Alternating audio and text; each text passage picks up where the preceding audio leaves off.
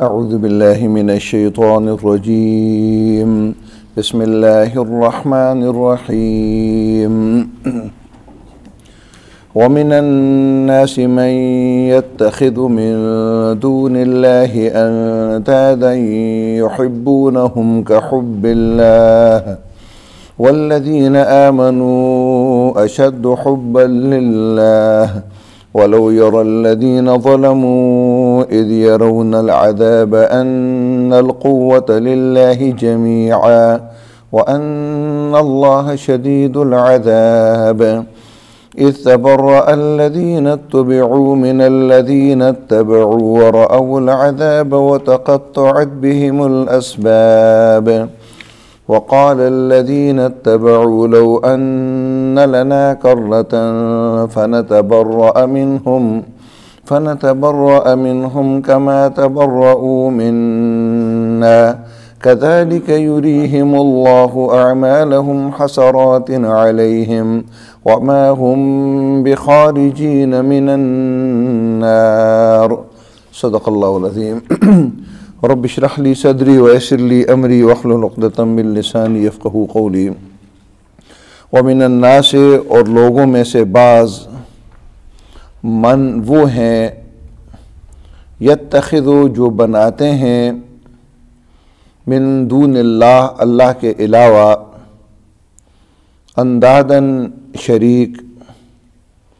یحبونہم وہ ان سے محبت کرتے ہیں کحب اللہ اللہ کے ساتھ محبت کی طرح والذین آمنوا اور وہ لوگ جو ایمان لائے اشد زیادہ سخت ہیں حباً محبت میں للہ اللہ کے ساتھ ولو اور کاش یرا دیکھ لیتے الذین وہ لوگ ظلموا جنہوں نے ظلم کیا اذ جب یرون دیکھیں گے العذاب عذاب ان القوت بے شک قوت للہ اللہ کے لیے ہے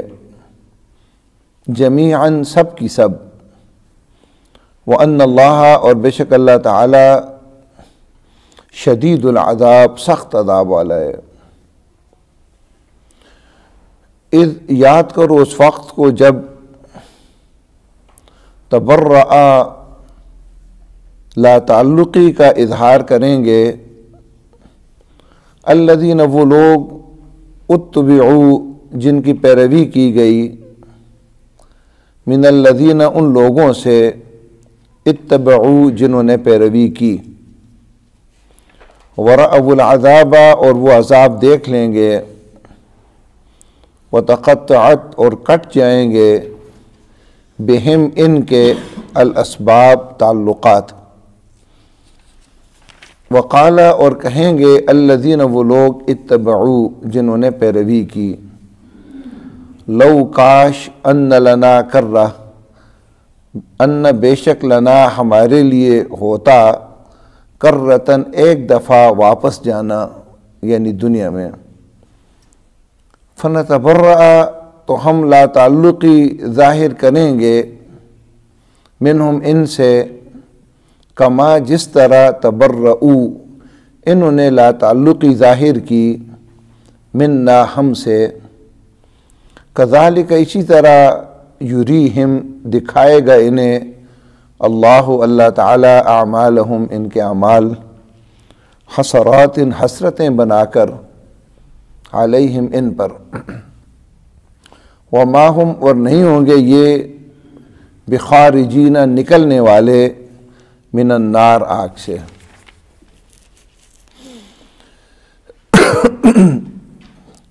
محترم سامعین اگلی رکوع جو شروع ہو رہی ہے تو نظام اسلامی یا اسلامی نظام حیات اس کے عملی احکامات کا سلسلہ شروع ہو رہا ہے لیکن اس سے پہلے 2 رکوعوں میں اللہ رب العزت نے چند اہم حقیقتیں بیان کی ہیں جب تک یہ ذہن میں راسخ نہیں ہوگی تو اسلام کے عملی نظام حیات پر عمل کرنا انسان کے لیے ممکن نہیں ہوگا اور جب تک ہم اس پر خود عمل نہیں کریں گے تو ہم رہنما امت کس طرح بن سکتے ہیں؟ امت وسط تو تب بنے کہ جب ہم اس پر عملی طور پر عمل پیرا ہو جائیں گے۔ دیکھیں جس طرح ایک بڑی بلڈنگ کی مضبوط بنیاد ہوتی ہے، جب تک وہ نہ ہو اس وقت تک بڑی بلڈنگ نہیں بن سکتی، اسی طرح اسلامی نظام حیات بھی چونکہ ہمہ پہلو ایک نظام ہے، زندگی کے ہر شعبے کے بارے میں یہ رہنمائی کرتا ہے، تو اس پر عمل بھی تب ہوگا جب مضبوط بنیادیں ہوں گی۔ اس لیے اللہ نے جو سب سے پہلی بات بتائی کہ اللہ تعالیٰ کے دین پر مکمل چلنا اور لوگوں کے لیے رہنما بن جانا اور عملاً دنیا پر اس دین کو قائم کرنا، یہ کوئی پھولوں کا سیج نہیں ہے بلکہ کانٹوں کا راستہ ہے۔ اس میں بڑی بڑی آزمائشیں آئیں گی، اور سب سے بڑی پہلی آزمائش کا ذکر کیا کہ اس راستے میں تم اللہ کے راستے میں کام بھی آ سکتے ہو، شہید بھی ہو سکتے ہو، یہ بات ذہن میں ہو۔ دوسری بات یہ بیان کی کہ وہ لوگ جن کو اللہ تعالیٰ کا دین سمجھ آ جائے، اللہ تعالیٰ کی کتاب جاننے والے بن جائیں، وہ اگر عوام الناس کو اللہ کی کتاب نہیں دکھائیں گے، ان کو نہیں پیش کریں گے اور اس پر پردے ڈالے رہیں گے، تو اللہ تعالیٰ کے ہاں ذلیل ترین اور سخت ترین عذاب کے لوگ مستحق ہوں گے، کیونکہ دنیا کی گمراہی کا یہ بہت بڑا سبب یہ علماء سو ہوں گے۔ یہ بات سمجھائی۔ تیسری بات جو سمجھائی وہ یہ ہے کہ جس طرح ایک دائرے کا مرکز ہوتا ہے یا مضبوط بلڈنگ کی بنیاد، اس طرح اس نظام حیات کی بنیاد جو ہے نا وہ توحید ہے۔ یہ بات تمہیں یعنی شروع میں قرآن کہتا ہے سمجھنی ہوگی کہ اللہ تعالیٰ کو ایک ہی الہ مانو اور اللہ تعالیٰ کے ایک الہ ہونے کا مطلب بھی جانو۔ اور میں سمجھتا ہوں کہ آج جو ہم نے آیات پڑھی ہیں ان کی روشنی میں آپ دیکھیں گے کہ عام طور پر عوام الناس کے ذہن کے اندر اللہ تعالیٰ کی شریک، اللہ تعالیٰ کی خدائی میں جو شریک ہستیاں ہوتی ہیں اس سے بڑھ کر کچھ اور ہستیاں بھی ہیں جن سے ہمیشہ عوام ان کی طرف دھیان نہیں دیتی، اور جس کی وجہ سے نظام حیات پر عمل ممکن نہیں ہوتا، اور نہ یہ دنیا کے اندر یہ نظام حیات غالب ہوتا ہے۔ قرآن نے آج یہاں یہ ہمیں بات سمجھائی ہے کہ جب تک اللہ کے ساتھ شرک تم نہیں چھوڑو گے اس وقت تک ممکن نہیں ہے کہ تم اللہ تعالیٰ کے راستے پر چل سکو۔ تو فرمایا کہ اللہ تعالیٰ کی توحید پر ایسی جامع آیت بیان کی جو کل آپ نے پڑھی ہے کہ قرآن میں اس طرح کی کوئی آیت موجود نہیں ہے جس میں 7 مختلف دلائل بیان کر کے ایک انسان کے ذہن کو مکمل طور پر مطمئن کیا کہ معبود برحق ایک اللہ تعالیٰ ہے۔ جب پورا نظام کائنات اس چلا رہا ہے تو اس کا حق بنتا ہے کہ لوگ اس کی عبادت کریں، اس کی بندگی کریں اور اس کو معبود برحق سمجھیں اور عملاً اس کا اظہار کریں۔ اب یہاں فرمایا کہ وَمِنَ النَّاسِ مَن يَتَّخِذُ مِن دُونِ اللَّهِ أَندَادًا، اس سب کے باوجود کہ اللہ رب العزت نے یہ بات سمجھا دی، لیکن پھر بھی لوگوں میں سے بعض وہ لوگ ہیں مَن يَتَّخِذُ مِن دُونِ اللَّهِ أَندَادًا، جو اللہ کے ساتھ شریک ٹھہراتے ہیں، يُحِبُّونَهُمْ كَحُبِّ اللَّهِ، وہ ان سے محبت کرتے ہیں جس طرح اللہ سے محبت کرنی چاہیے، وَالَّذِينَ آمَنُوا أَشَدُّ حُبًّا لِلَّهِ، اور وہ لوگ جو ایمان لائے وہ اللہ تعالیٰ کی محبت میں سخت ہوتے ہیں یا سب سے زیادہ شدید ہوتے ہیں، یعنی سب سے زیادہ ان کی محبت اللہ کے ساتھ ہوتی ہے۔ اندادن ندن کی جمع ہے، ند اصل میں ہمسر یا مد مقابل یا برابر کو کہتے ہیں۔ مطلب یہ ہے کہ اللہ تعالیٰ کے ساتھ لوگوں نے کچھ دوسری ہستیوں کو برابر قرار دیا ہے، اور پھر وہ ان ہستیوں سے اس طرح محبت کرتے ہیں کہ جس طرح اللہ سے محبت کرنی چاہیے۔ یعنی اللہ تعالیٰ کی محبت میں ایک بندہ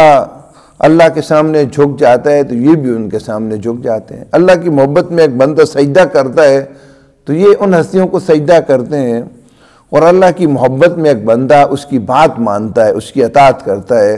اور یہ دوسری ہستیوں کی اطاعت اور فرمانبرداری شروع کر دیتے اللہ کے حکم کے مقابلے میں۔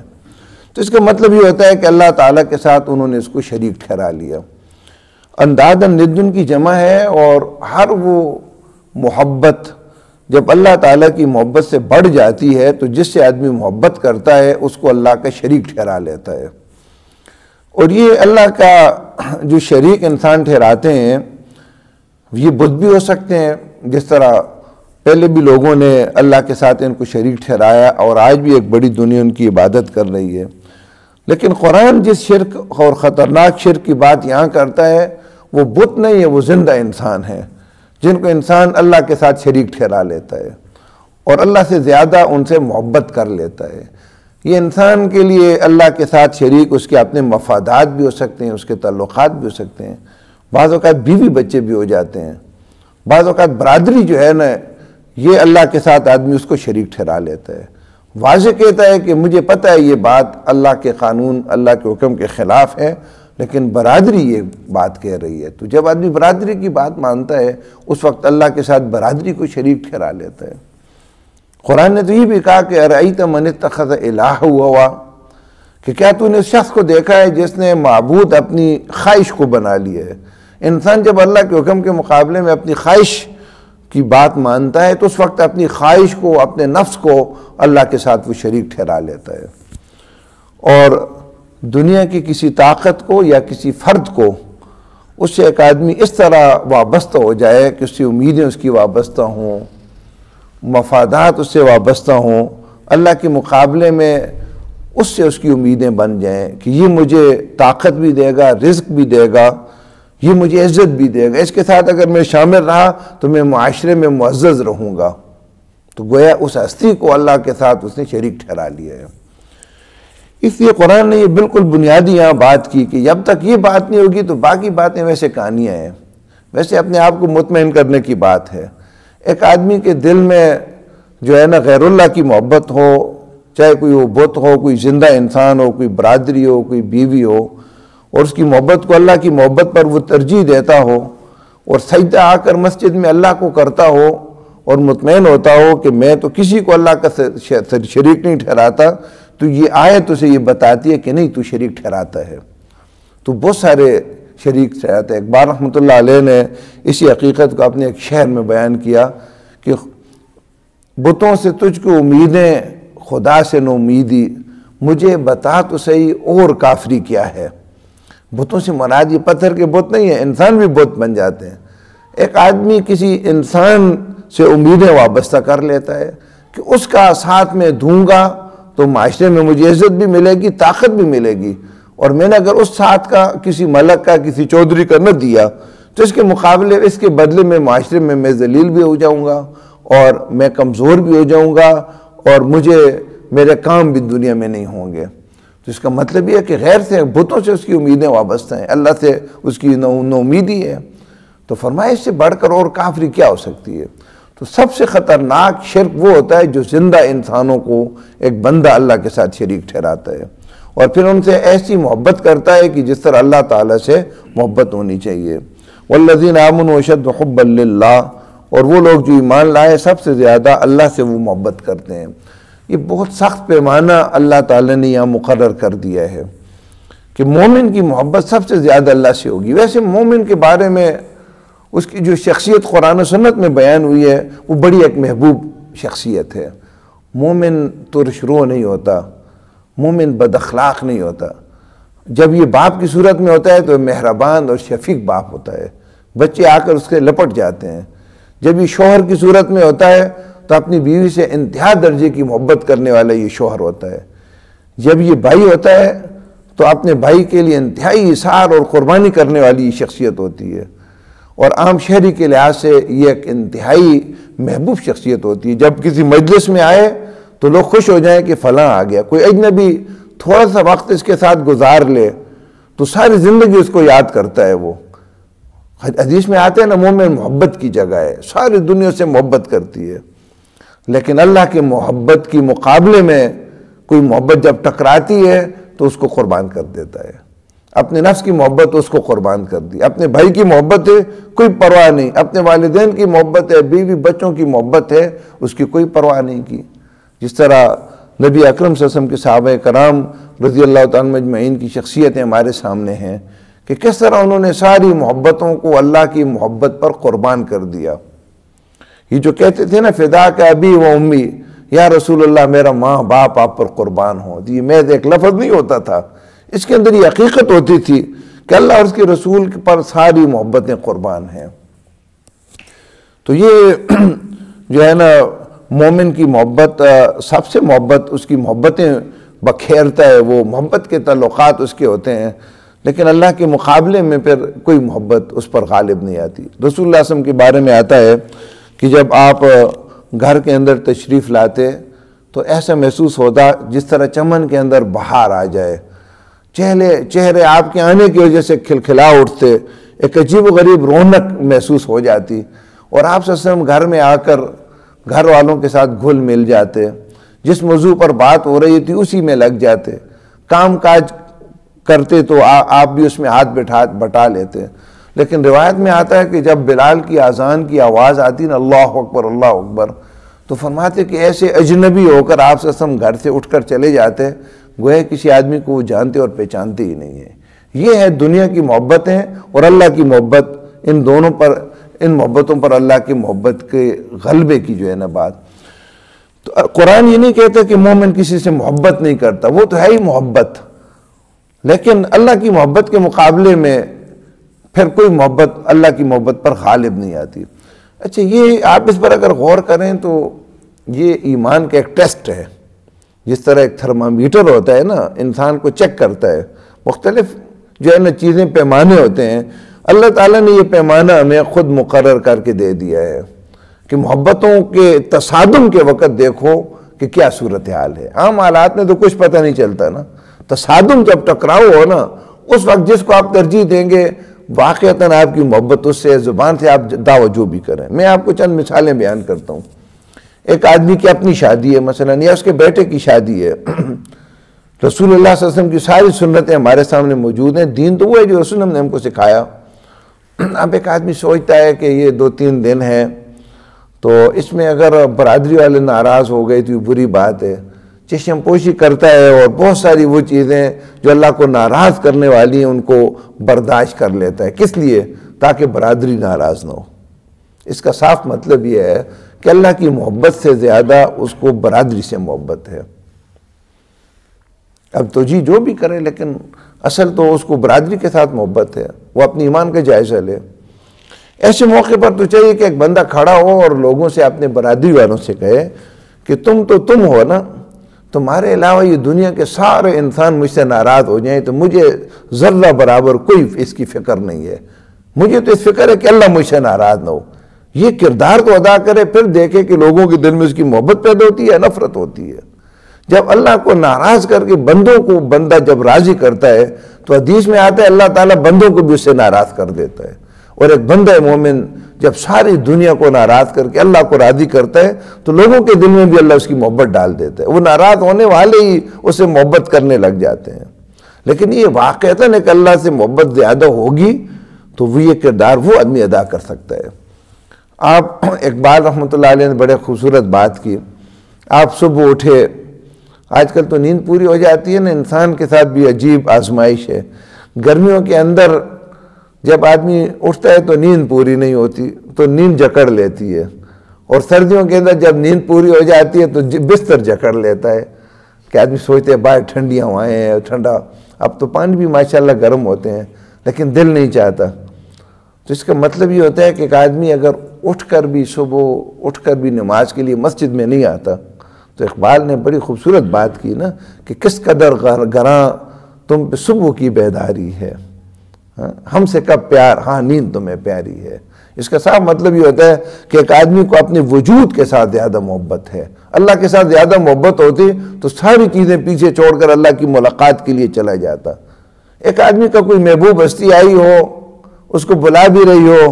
اور وہ اس کے پاس نہ جائے تو اس کا مطلب یہ ہوتا ہے محبوب ہستی وہ نہیں ہے، چاہے زبان سے جو بھی وہ اس کا اظہار کرے۔ آپ کا دوست آپ کے ساتھ بیٹھا ہوا ہے اور نماز کا وقت ہو چکا ہے، آپ سوچتے ہیں کہ چلیں بعد میں انفرادی ادا کر لوں گا، اب اگر اس کو میں نے کہا تو یہ ناراض نہ ہو جائے۔ اس کا صاف مطلب یہ ہے کہ آپ کا جو دوست ہے نا اس سے آپ کو اللہ سے زیادہ محبت ہے، اللہ سے بھی محبت ہے، یہ نہیں ہے اسی وجہ سے تو آپ سوچتے ہیں نا کہ بعد میں انفرادی ادا کر دوں گا۔ لیکن معاملہ یہ نہیں ہے کہ اللہ کے ساتھ محبت ہے یا نہیں، معاملہ یہ ہے کہ اللہ کے ساتھ محبت سب سے زیادہ ہو، تب اس کا مطلب ہے آپ مومن ہیں۔ اور یہ پیمانہ کسی مفتی نے مقرر نہیں کیا، جس رب نے یہ کتاب نازل کی ہے نا، یہ پیمانہ اس نے مقرر کر لیا ہے۔ اس لیے ایمان جب تک اس درجے پر نہیں پہنچے گا، اس وقت تک دیندارانہ زندگی اور ایک رہنما زندگی امت مسلمہ کے لیے ممکن نہیں ہے۔ وَلَوْ يَرَى الَّذِينَ ظَلَمُوا إِذْ يَرَوْنَ الْعَذَابَ أَنَّ الْقُوَّةَ لِلَّهِ جَمِيعًا، اور اگر دیکھ لیتے وہ لوگ جنہوں نے ظلم کیا، تو یہاں ظلم سے مراد شرک ہے، جنہوں نے اللہ کے ساتھ شریک ٹھہرائے، چاہے بتوں کو، چاہے زندہ انسانوں کو، یا دنیا کی طاقتوں کو اللہ کے ساتھ شریک ٹھہرا لیا۔ کاش وہ دیکھ لیتے ظالم، اذ یرون العذاب، کہ جب دیکھیں گے عذاب، ان القوۃ للہ جمیعا، بے شک قوت ساری کی ساری اللہ کے لیے، وان اللہ شدید العذاب، اور بے شک اللہ تعالیٰ کا عذاب سخت ہے۔ مطلب ہے یہ جو ظالم ہے نا، چاہے جس معنی میں بھی ہوں، بت کو سجدہ کر کے ظلم کیا، یا اللہ کے حکم کے مقابلے میں کسی حکم کو مان کر، یا اللہ کے قانون کے مقابلے میں کسی دوسرے قانون کی پیروی کر کے ظلم کیا جنہوں نے، جب دو چیزیں قیامت کے دن اللہ کا عذاب اپنی آنکھوں سے دیکھ لیں گے تو دو حقیقتیں ان پر واضح ہو جائیں گی۔ ایک یہ کہ قوت تو ساری اللہ کے پاس تھی، ہم کہتے تھے وہ فلاں ملک بڑا طاقتور ہے یا فلاں بندہ بڑا طاقتور ہے، وہاں جا کر معلوم ہوگا کہ قوت ساری اللہ کے لیے، سب کی سب۔ اور دوسری بات یہ سمجھ آ جائے کہ عذاب تو اللہ کا سخت تھا، دنیا کے سزاؤں سے میں ڈرتا رہا کہ اگر میں نے یہ کلمہ حق بلند کیا تو اس کی پاداش میں کہیں پھانسی پر نہ لٹک جاؤں، کسی جیل کی کوٹری میں بند نہ کر دیا جاؤں، یا میری جو ہے نا معاش کو ختم نہ کر دیا جائے۔ یہ تو ویسے خوف ہی خوف تھے، اصل عذاب تو اللہ کا تھا۔ فرمایا یہ دو حقیقتیں آج اگر بندے کو معلوم ہو جائیں تو کبھی بھی وہ شرک نہ کرے، اور قرآن نے یہ دونوں حقیقتیں بار بار بیان کی ہیں۔ قرآن کی ذریعے سے ایک آدمی اس حقیقت کو جان سکتا ہے کہ قوت اللہ ہی کے پاس ہے، سب کی سب۔ جب یہ عقیدہ پختہ ہو جائے نا، یہ انسان کو نڈر بنا دیتا ہے۔ تن اتنا ایک آدمی ہوگا پوری دنیا کے مقابلے میں کھڑا ہو جائے گا، وہ کہے گا قوت اللہ کے پاس ہے۔ اور یہ قوت انسان کو یہ عقیدہ خوددار بھی بنا لیتا ہے، جب طاقتیں ساری اللہ کی ہیں تو میں کیوں ان ملکوں سے اور چودھریوں سے ڈروں۔ پھر آپ دیکھیں گے کہ ایک غریب آدمی معاشرے کا، جس کو دو وقت کا کھانا بھی نہیں ملتا، اس دنیا کی بڑی سی بڑی طاقت کی آنکھوں میں، کسی چودھری ملک کی آنکھوں میں آنکھیں ڈال کر بات کرے گا، وہ کسی سے وہ گھبرائے گا نہیں، نہ ڈرے گا، وہ حق بات بیان کرے گا، چاہے اس کی جان اس راستے میں چلی جائے، اس کے اندر بزدلی نہیں آئے گی۔ دنیا کے اندر بزدلی، دنیا کے اندر دوسروں سے امیدیں وابستہ کرنا، اس کا سارا اصل میں پیچھے جو عقیدے کی کمزوری ہے وہ یہ ہوتی ہے کہ اس کے پاس قوت ہے، طاقت ہے، اور ہم برملا اس معاشرے میں بات کہتے ہیں فلاں صاحب بڑے طاقتور ہیں جی، فلاں صاحب بڑے جو ہے نا ان کا بڑا زور چلتا ہے، ان کی جو ہے نا حکومت کے اندر بڑا ان کا اثر و رسوخ ہے،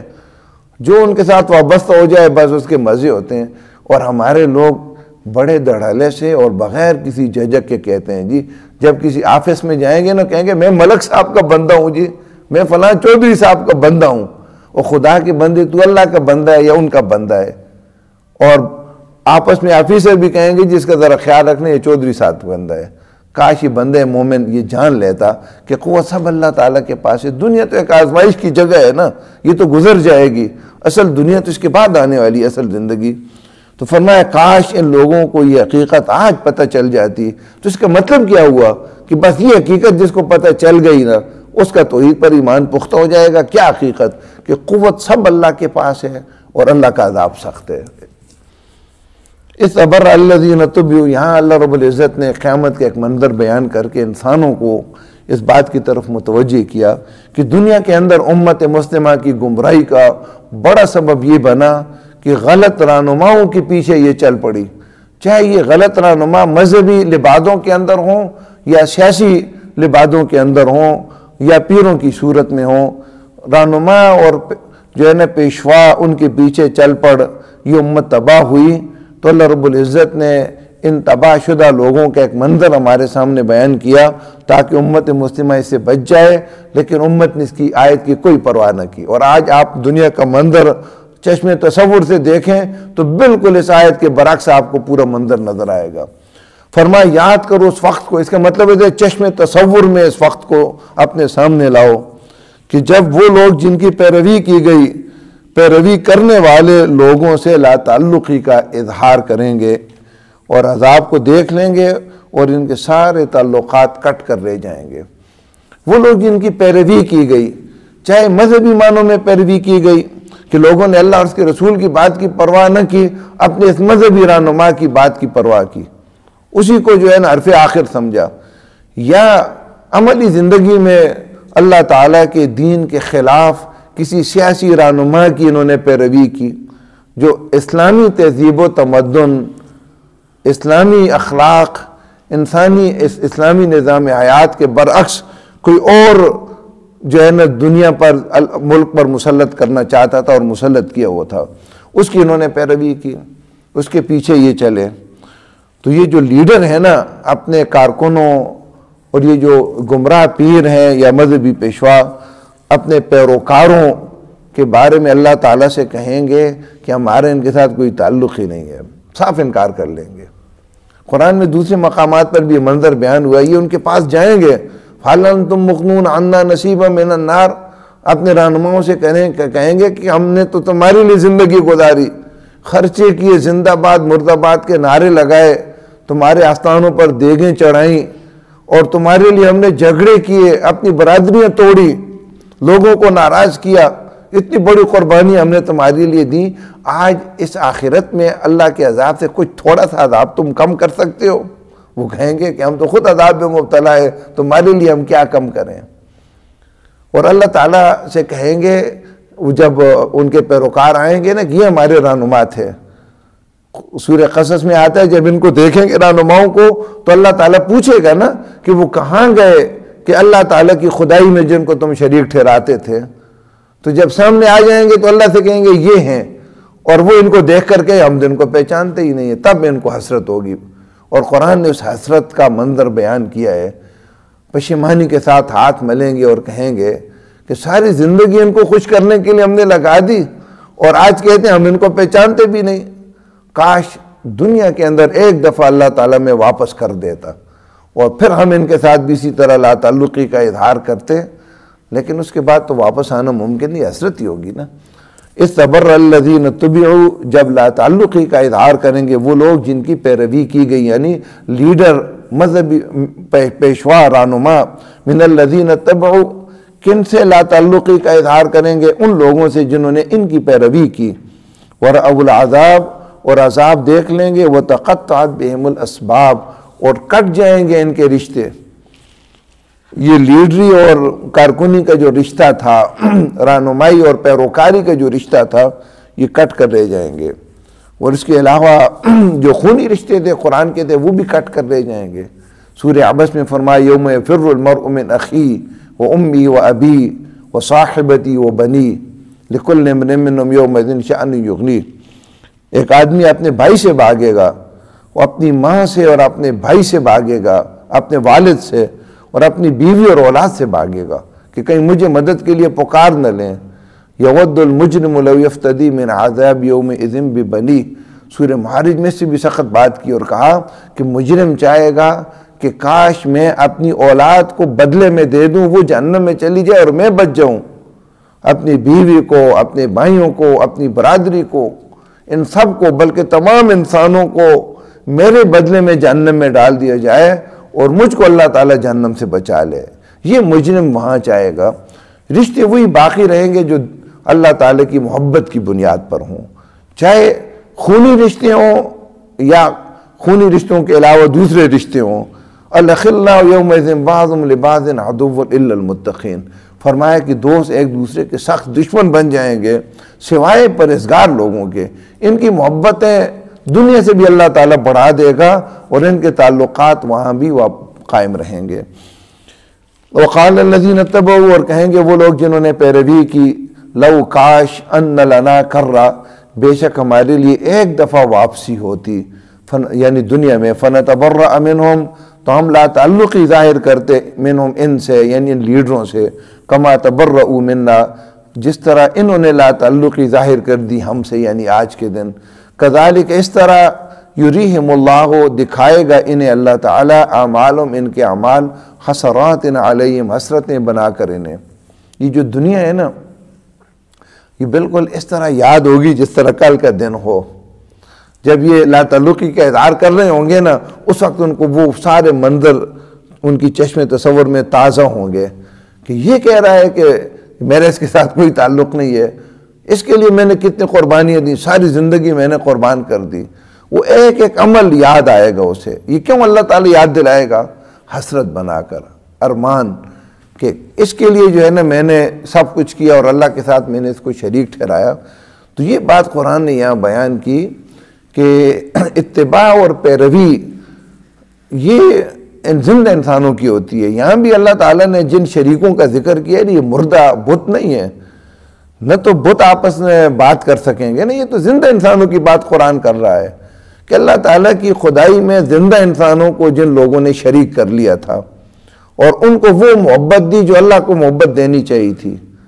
اور اللہ کی بجائے ان کی پیروکاری کا راستہ انہوں نے اختیار کر لیا تھا. تو یہ شریک جو ہے ان مشرکوں سے لا تعلقی کا اظہار کر لیں گے، اور یہ مشرک ممکن ہے دنیا کے اندر بڑے توحید پرست ہوں، مذہبی معنوں میں بڑے توحید پرست ہوں، لیکن ان معنوں کے اندر یہ بھی مشرک تھے. تو جس طرح اللہ تعالیٰ کے علاوہ کسی چیز کو سجدہ کرنا شرک ہے نا، اسی طرح اللہ تعالیٰ کے حکم اور قانون کے مقابلے میں کسی کے حکم اور قانون کو ماننا بھی شرک ہے. اور اللہ تعالیٰ نے یہاں جو ہے نا بتوں کے سامنے سجدہ کرنے والے مشرکوں کا ذکر نہیں کیا ہے، ان زندہ انسانوں کو کی بات اللہ کے مقابلے میں ماننے والے مشرکوں کا ذکر کیا ہے. تو یہ اعمال ان کو یاد آئیں گے اور یہ حسرت ہی ہوگی ان کے لیے. وَمَا هُمْ بِخَارِجِينَ مِنَ النَّارِ، اور یہ آگ سے نکلنے والے نہیں ہوں گے، کوئی طاقت ایسی نہیں ہوگی جن کو آگ سے نکال سکے. وَمِنَ النَّاسِ، اور لوگوں میں سے بعض وہ ہیں مَن يَتَّخِذُ، جو بناتے ہیں مِن دُونِ اللَّهِ، اللہ کے علاوہ، اندادًا، ہمسر یا شریک، یحبونہم، وہ ان سے محبت کرتے ہیں، یعنی ان شریکوں سے، کحب اللہ، اللہ سے محبت کی طرح، یعنی جس طرح اللہ سے محبت کرنی چاہیے. والذین آمنوا، اور وہ لوگ جو ایمان لائے، اشد، زیادہ سخت ہیں، حباً، محبت میں، للہ، اللہ کے ساتھ. ولو، اور کاش، یری الذین ظلموا، دیکھ لیتے وہ لوگ جنہوں نے ظلم کیا، اذ یرون العذاب، جب دیکھیں گے عذاب،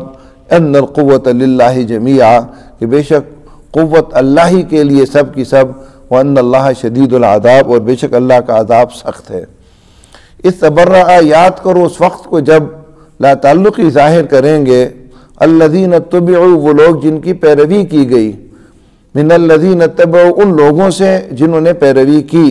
ورأوا العذاب، اور وہ عذاب دیکھ لیں گے، وتقطعت، اور کٹ جائیں گے، بہم، ان کے، الاسباب، تعلقات.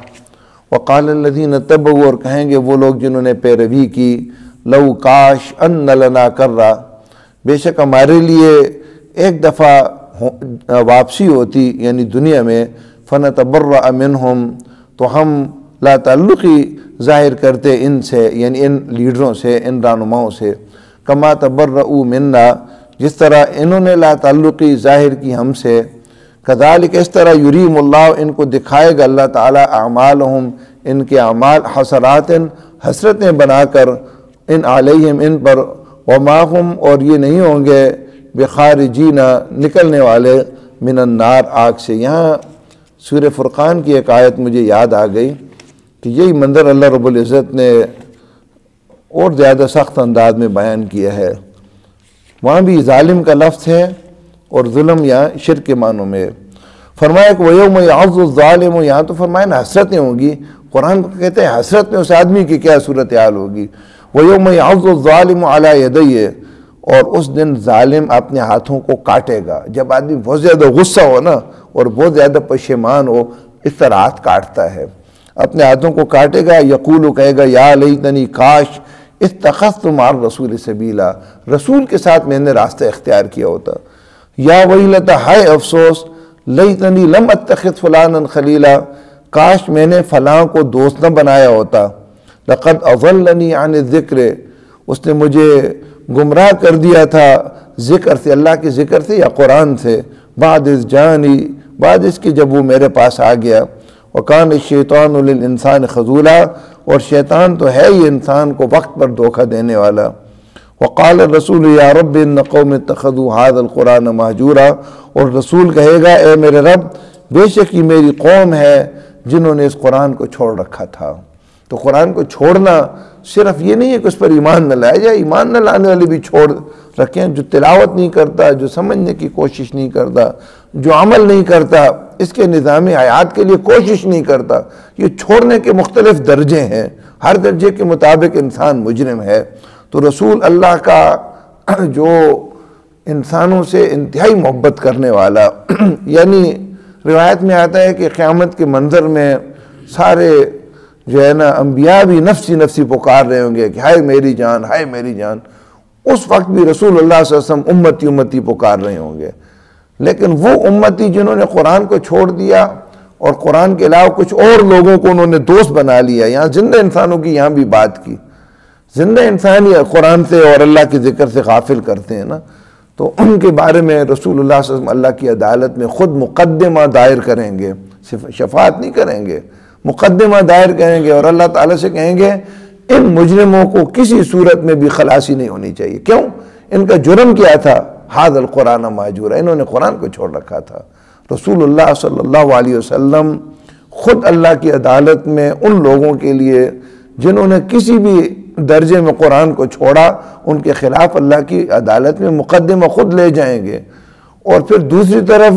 قرآن کے بارے میں بھی اللہ کہتے ہیں، نبی صلی اللہ علیہ وسلم فرمایا القرآن حجت لک و علیک، قرآن یا تو تیرے لیے دلیل ہوگی یا تیرے خلاف۔ قرآن خود بھی اللہ کی عدالت میں مقدمہ لے جائے گا، جس نے اس کی حقوق ادا کی ان کی حمایت میں، اور اللہ تعالیٰ سے کہے گا یہ لوگ ہیں جنہوں نے مجھ پر ایمان بھی لایا، مجھ کو پڑھا، سیکھا، میرے اوپر عمل کیا، میرے حقوق ادا کیے، اس لیے ان کو عذاب نہیں ہونا چاہیے، جنت ہونی چاہیے۔ اور جنہوں نے حقوق نہیں ادا کیے گے، قرآن ان کے خلاف اللہ کی عدالت کے اندر مقدمہ لے جائے گا اور کہے گا کہ ان کے خلاف سخت ترین حکم ہونا چاہیے، سزا ہونی چاہیے، کیونکہ انہوں نے مجھے چھوڑ رکھا تھا۔ آمین۔ الحمدللہ رب العالمین والعاقبۃ للمتقین والصلاۃ والسلام علی رسول الکریم۔ ربنا ظلمنا انفسنا وان لم تغفر لنا وترحمنا لنكونن من الخاسرین۔ ربنا ظلمنا انفسنا وان لم تغفر لنا وترحمنا لنكونن من الخاسرین۔ ربنا لا تزغ قلوبنا بعد إذ هديتنا وهب لنا من لدنك رحمة إنك أنت الوهاب۔ اللهم أرنا الحق حقا وارزقنا اتباعه وارنا الباطل باطلا وارزقنا اجتنابه۔ اللهم ثبتنا على الإسلام، اللهم نور قلوبنا بنور الإيمان، اللهم زين أخلاقنا بنور القرآن۔ یا رب العالمین، اس آیت کی روشنی میں جب ہم اپنے آپ کو دیکھتے ہیں تو ہم انتہائی کمزور ہیں۔ یا رب العالمین، ہمیں مضبوط ایمان عطا فرما۔ یا رب العالمین، آج تک جو کوتاہی کی ہے یا رب العالمین اس کو معاف فرما۔ یا رب العالمین، دنیا کے اندر بھی اچھے رہنما عطا فرما، قیامت کے دن بھی ان کی پیروی فرما اور ان کی پیروی میں ہمیں جنت عطا فرما۔ یا رب العالمین، دنیا اس وقت جو آج تو نے شرک بیان کیا اس کے اندر لت پت ہے، یا رب العالمین قرآن کے ساتھ لوگوں کو جوڑ دے، اس خطرناک شرک سے نجات عطا فرما، توحید کی یا رب العالمین ہم کو علم بردار بنا۔ وصلی اللہ تعالی علی خیر خلق محمد و آلہ وصحبہ اجمعین۔